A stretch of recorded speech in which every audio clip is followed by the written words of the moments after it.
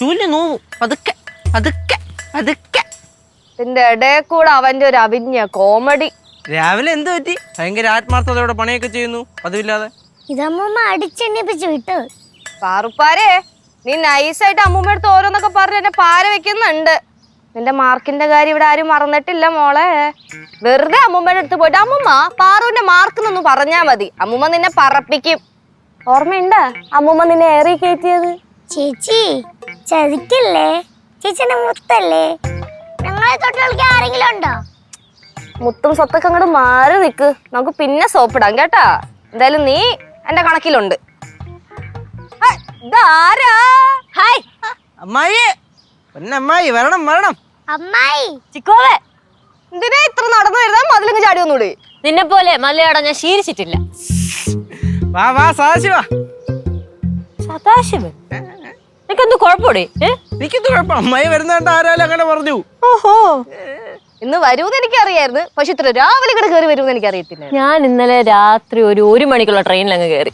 ഓഹോ, എന്നിട്ട് എങ്ങനെ ഉണ്ടായിരുന്നു അവരുടെയൊക്കെ? പൊളിച്ചടിക്കല്ലേ. അതിനുശേഷം പത്മനാഭ സ്വാമി ക്ഷേത്രത്തിലൊക്കെ പോയി ഭഗവാനെ കണ്ട് തൊഴുത്. എന്താണാവോ എന്തെങ്കിലും ഉണ്ടോ നോക്കിയതാ. ഒന്നും വാങ്ങിച്ചില്ല. ഇല്ലേ? ഇല്ല. എന്താണ് മാഡം രാവിലെ ചൂലൊക്കെ ഇട്ട് തൂക്കണ്? ഞാനിപ്പോ അങ്ങോട്ട് ചോദിച്ചോണ്ടിരിക്കുകയായിരുന്നു. ഒന്നും പറയണ്ട, രാവിലെ അമ്മൂമ്മ തന്ന ടാസ്കാ. കുഴപ്പമില്ല, നല്ല എക്സസൈസാ. ചെയ്തോ? തൂക്ക് തൂക്ക് തൂക്ക് തൂക്ക്. ഞാൻ അത്തോട്ട് പോണേ. ഓ അമ്മായി. Two little together sitting on the tree. One name is Peter, one name is Paul. Fly away Peter, fly away Paul. Come back Peter, come back Paul. பாரு, என்ன பண்ண போற? படம் வரைக்க போறியா? പക്ഷെ ഒരു പ്രശ്നം. என்ன பிரச்சனை? ആന്റി എന്തോ വരയ്ക്കണം. நீ ஒண்ணு பண்ணு. ஒரு மலை, அதுக்கு பக்கத்தால ஒரு நதி, அதுக்கு பக்கத்தால ஒரு வீடு. എനിക്ക് മനസ്സിലായി. என்ன മനസ്സിലായി? വീട്, മരം, പിന്നെ മല, പിന്നെ കോഴി, പിന്നെ തത്ത, അതൊക്കെയല്ലേ? கரெக்டா சொன்ன. എന്നാ പോയാൻറ്റി, വീട് മരമൊക്കെ വരച്ച് മടുത്ത്. ஓ, அப்படின்னா நான் வேறொரு ஐடியா சொல்லவா? இந்த வீட்டுக்குள்ள இருக்கிற பொருள் இருக்குல்ல, அதை வரைச்சுக்கோ.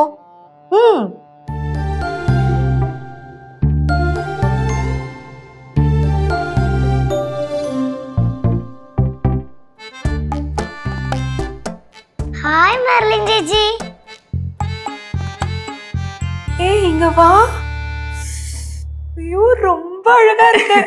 பெரிய பொண்ணு மாதிரி தெரியற. അത് തന്നെ. കേശടാ, കേശടാ. மெர்லின், நீ எப்போ சாரி எல்லாம் போடுவியா? ഇല്ല, വല്ലപ്പോഴും. அழகா இருக்கு. Thank you. ഇതാരത്? മറിയാമ്മ ചേട്ടത്തിയാ? കൊള്ളാലോ, നല്ല രസമുണ്ട് സാരിയൊക്കെ കൊടുത്തിട്ട്. Thank you. അല്ലേ? நானும் சொன்னேன் ரொம்ப அழகா இருக்குன்னு. നല്ല രസമുണ്ട്. ഇങ്ങോട്ട് വരാൻ വേണ്ടി സാരിയൊക്കെ കൊടുത്തേ? ഏയ് ചുമ്മാ.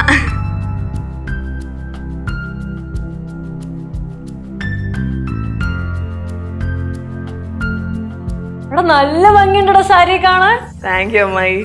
ഞാനേ സൺഡേ അല്ലായിരുന്നു ഇന്ന്, അപ്പൊ ചുമ്മാ സാരിയൊക്കെ കൊടുത്ത് ഇങ്ങനെ പള്ളിയിൽ പോവാൻ. എനിക്കുള്ള അടിപൊളിയായിട്ടുണ്ട്. ചേട്ടാ, ചേട്ടന്റെ മുഖം എന്തോ വല്ലാതിരിക്കുന്നത്. എന്തെങ്കിലും പ്രശ്നമുണ്ടോ? എനിക്കെന്ത് പ്രശ്നം? മെർലിൻ പള്ളി പോയാ? അതല്ലേ പറഞ്ഞത്.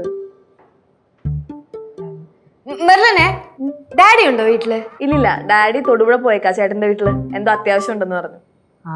അപ്പൊ ഇന്ന് ഫുൾ ഫ്രീ ആണോ? അങ്ങനെയാണെങ്കിൽ നമുക്ക് ഇന്ന് അടിച്ചൊക്കെ പൊളിച്ച് ഉച്ചയ്ക്ക് ഫുഡൊക്കെ കഴിച്ചിട്ട് പോവാം. ആയിക്കോട്ടെ, എനിക്കിന്ന് ധൃതിയൊന്നുമില്ല. പക്ഷേ എനിക്കിന്ന് ചെറിയൊരു ധൃതിയുണ്ട്. ഞാനേ എന്റെ ഫ്രണ്ടിന്റെ വീട്ടിൽ വരെ പോയിട്ട് വരും. ജസ്റ്റ് ഒരു 1 hour. ടെൻഷൻ അടിക്കണ്ട. ഞാനെന്തിനാ ടെൻഷൻ അടിക്കണേ? നീ എവിടെ വേണേലും പോയിക്കോ.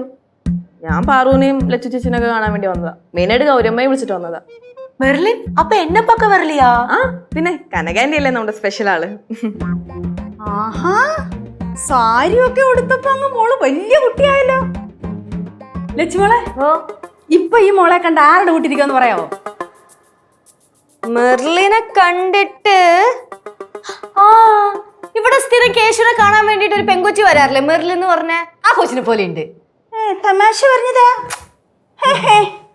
നമ്മുടെ കായംകുളത്തെ ഭാനുമതി ഇല്ലേ, ഭാനുമതിയുടെ മോള് ജാനകി ഇല്ലയോ, ആ ജാനകിയെ പോലെ തന്നെ ഉണ്ട്.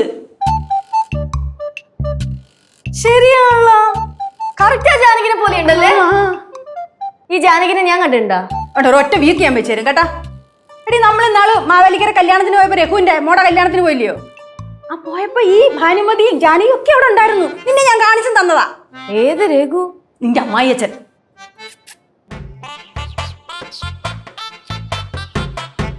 എന്തടാ ഇന്ന് കലാമണ്ഡലം കേശുവാ, ഇത് നവരസം കാണിക്കണ കാണിച്ചില്ല. എടാ നീ ഉച്ചക്ക് ഫുഡ് കഴിക്കാൻ കാണുന്നല്ലേ പറഞ്ഞേ? അപ്പോഴേ പോയിട്ട് ഒരു അര വേണ്ട, ഒരു 2 കിലോ ബീഫ് വാങ്ങിച്ചിട്ടോ. ഓ മേടിച്ചിട്ടുണ്ട് മേടിച്ചിട്ട്. ഇങ്ങോട്ട് വന്നു. പിന്നെ ചുമ്മാ പോയി ചിരിച്ചു കാണിച്ച അവിടെ നിന്ന് ബീഫ് കിട്ടൂ? ഇല്ല. 2 കിലോ ബീഫിന് എത്ര രൂപയാവും?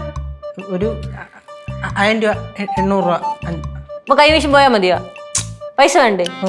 ആ ഞാൻ ഒരു 1000 രൂപ ഇട്ട് തരാം. പൊക്കോ. നല്ല ഞാൻ പോയിട്ട് ബീഫ് മേടിച്ചിട്ട് ടക്കനിങ് വരാം. നീ എവിടെ വേണമെങ്കിലും പൊക്കോ, ഞാൻ ചോദിച്ചില്ലല്ലോ. കുഴപ്പമില്ല, പൊക്കോ പോയിട്ടോ. ഫ്ലവേഴ്സ് സ്മാർട്ട് ഷോ ഫെബ്രുവരി 15 ശനിയാഴ്ച ആരംഭിക്കുന്നു. ശനി ഞായർ ദിവസങ്ങളിൽ രാത്രി 9:30 ഫ്ലവേഴ്സിൽ.